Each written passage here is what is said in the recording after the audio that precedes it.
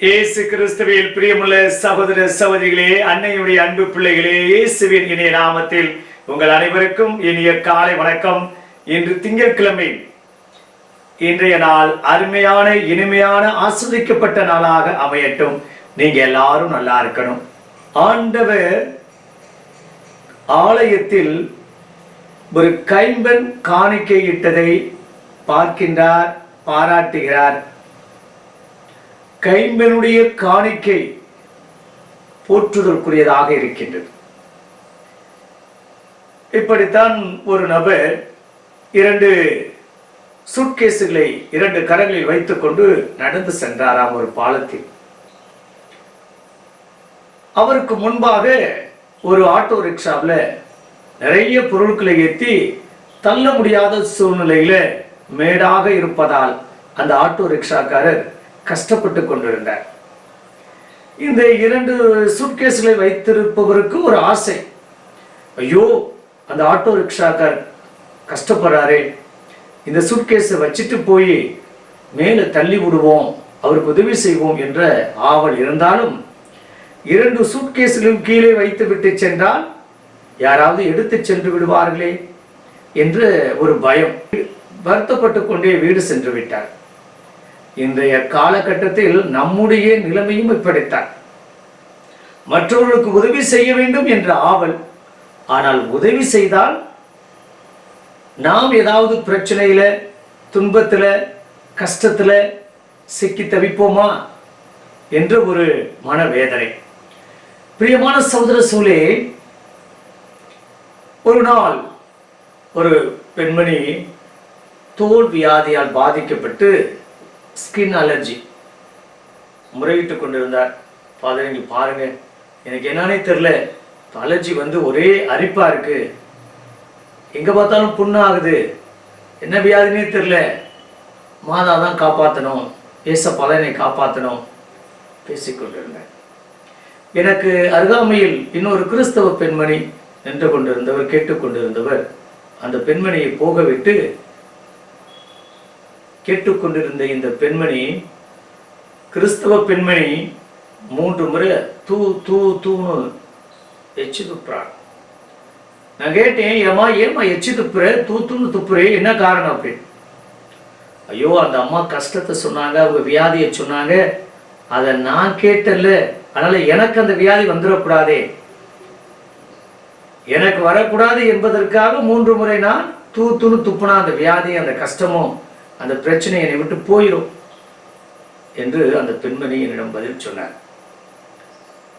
பிரியமான சகோதர சகோதரிகளே, இன்று அடுத்தவர்களுக்கு உதவி செய்வதை விடுவோம், அடுத்தவருடைய கஷ்டத்தை கேட்க கூட நமக்கு மனசு இல்லை, ஏன்னா அந்த கஷ்டம் நமக்கு வந்துடும் அப்படின்னு நினைக்கிறோமே. நம்மளாம் கத்தோலிக்க கிறிஸ்தவர்களா என்ற கேள்வி என் மனதிலே எழத்தான் செய்கின்றது. அடுத்தருடைய துன்பத்தையும், அடுத்தருடைய கஷ்டத்தையும், அடுத்தருடைய வேதனையும், அடுத்தருடைய பிரச்சனையும் கூட காது கொடுத்து கேட்பதற்கு மனமில்லை. இந்த நாளில ஆண்டவர் அந்த கைம்பெண் இட்ட காணிக்கையை பாராட்டுகிறார். விபிலிய ஆசிரியர்கள் அருமையாக கூறுகிறார்கள், கைம்பெண்கள் சமுதாயத்திலும் சலுகையிலும் பலதரப்பட்ட சூழ்நிலையில புறந்தள்ளப்பட்டவர்கள். அவர்களுக்கென்று சொத்துரிமை இல்லை, அவர்களுக்கென்று பேச்சுரிமை இல்லை, அவர்களுக்கென்று எந்த உரிமையும் இல்லாத சூழ்நிலையில் இந்த நாளில அந்த கைம்பெண் தன்னிடம் இருப்பவற்றை 2 செப்பு காசுகளை உண்டியிலே இடுகிறார். எருசலேம் ஆலயத்தில் 2 காசுகள் உண்டியலில் போட வேண்டும் என்ற ஒரு கட்டாயம் இருந்ததாம். ஆகையால் அந்த பெண்மணி தன்னுடைய 2 நாள் உழைப்பை காணிக்கையாக இடுகிறார். பெரிய பெரிய பணக்காரர்கள் எவ்வளவு விட்டார்களோ அதையெல்லாம் ஆண்டவர் அவருடைய வருமானத்திலிருந்து, மீதியிலிருந்து அவரிடம் இருப்பதால் அவர் கொடுத்தார். ஆனால் இல்லாதவர் அந்த கைம்பெண் தன்னுடைய 2 நாள் கூலியை காணிக்கை இட்டார். அதுதான் இங்கு கோடிட்டு பார்க்க வேண்டியது. இந்த அருமையான இனிமையான நாளில் நாம் நினைத்து பார்ப்போம். ஆலயத்திற்கு ஒழுங்காக சந்தா பணம் கட்டுகின்றோமா? வீட்டிலிருந்து ஆலயத்துக்கு வருகின்ற போது காணிக்கை எடுத்து வருகின்றோமா?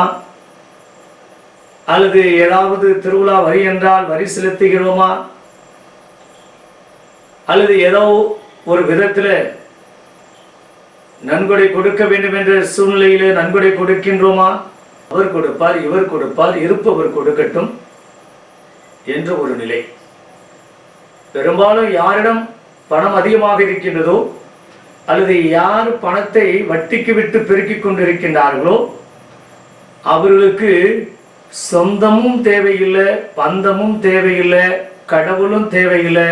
அவர்களுக்கு வேண்டியதெல்லாம் பணம் பணம் பணம்.